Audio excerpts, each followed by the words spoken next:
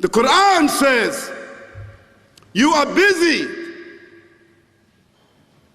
piling up, calculating, developing your careers, your money, your occupation, your wealth, until you visit the graves. Think about it. When was the last time that you went to a funeral? Was it your mother? Was it your father? Was it your grandfather? Was it your uncle? Was it your cousin? Was it your friend? Was it your wife? Was it your husband? The last time that you visited the grave, when you went to a funeral and you saw that person whom you loved that was laughing, crying, live, boasting, wealthy, educated, denying, arrogant, whatever they were. What was the demeanor of the people when you walked in that funeral home? When that person was stretched out in their last suit? What was the demeanor? Were the people cracking jokes? Were they dancing? Were they clapping and singing songs? No. Silence. Melancholy. Trauma.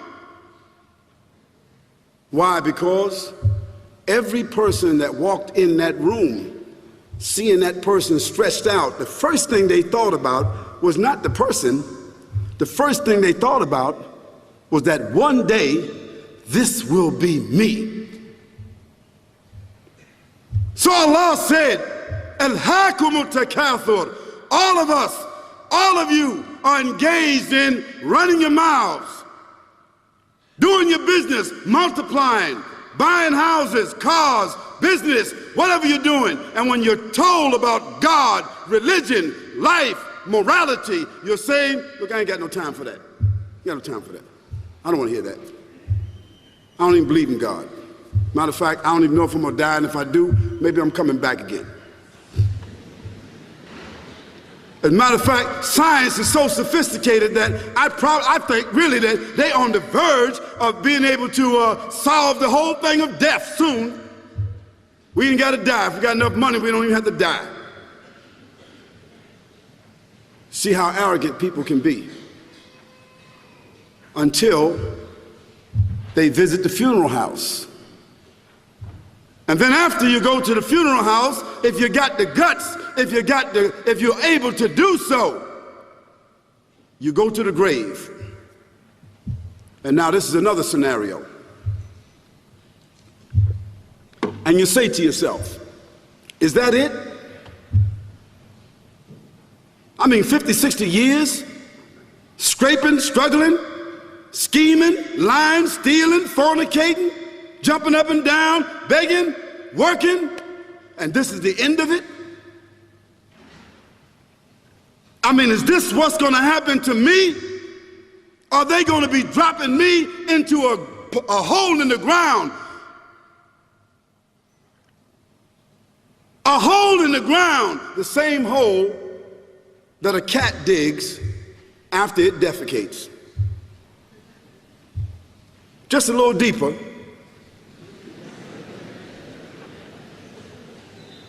But for the same reason. The cat digs a hole because the cat has dignity. Something that human beings don't seem to have. Instinctively, the cat digs a little hole, covers it up. Humans have got to be taught to do that. But it's for the same reason. So you and I, we're going into a hole a little deeper than the one the cat dug. And all the people that's crying, pulling out their hair, screaming, almost acting like they falling in the thing with you. They want to just jump in there with you. Not really though, you know, it's all an act. Because ain't nobody really gonna jump in there and stay in there. They don't love you that much.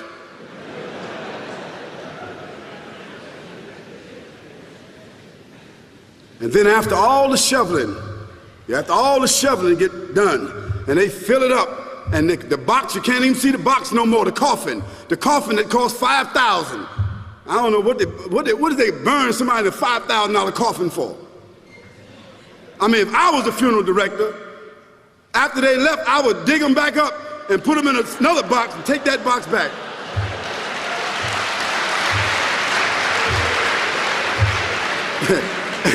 and honestly, I'm telling you, that's what they do. Yeah. So after all the money and all the drama, and they dig that hole and put you in there and cover you up, and everybody goes back to the place, go back to mama's house or daddy's house or whoever's house, and we cook some chicken or whatever it is, and we do a little dancing and drink some scotch and forget all about that person, and then we want the lawyer to come now and talk about, divvying up the spoils. So if that woman who died had a husband, somebody else is gonna marry him, you know that. And that man who died, that woman, in about 6 months or a year of grieving or whatever it is, she gonna come to understand that she needs somebody else to be with, so she gonna marry somebody. So that means if his suits are still in the closet and he can fit them, who gonna wear them? So it really means that after all this time, and the people walk away from that grave, it's over. What about that person in the grave? What's happening? Because you know and I know that death is almost like sleeping. Death is like sleeping. Your body is gone. Your body is dead. Your spirit is gone, but your consciousness is there. Yes, brothers and sisters, you and I are going to know when the people put us in that box and put us in the grave. We are going to know. Your spirit is gone. You can't shout. You can't call out. You can't say, "Don't leave me here." But you're going to be hearing and you're going to be seeing, because that's a different kind of consciousness. But you can't move. And in that grave, this is when the real trauma is going to begin. Because there's a reason for humans to go inside the grave. If the Creator wanted to, he could have caused us to live and then disappear into the atmosphere. But he didn't. He caused us to go into another womb called the tomb. You started out in the womb of your mother, and you wind up in the womb of the earth called the tomb. From the womb to the tomb. This is the whole trip.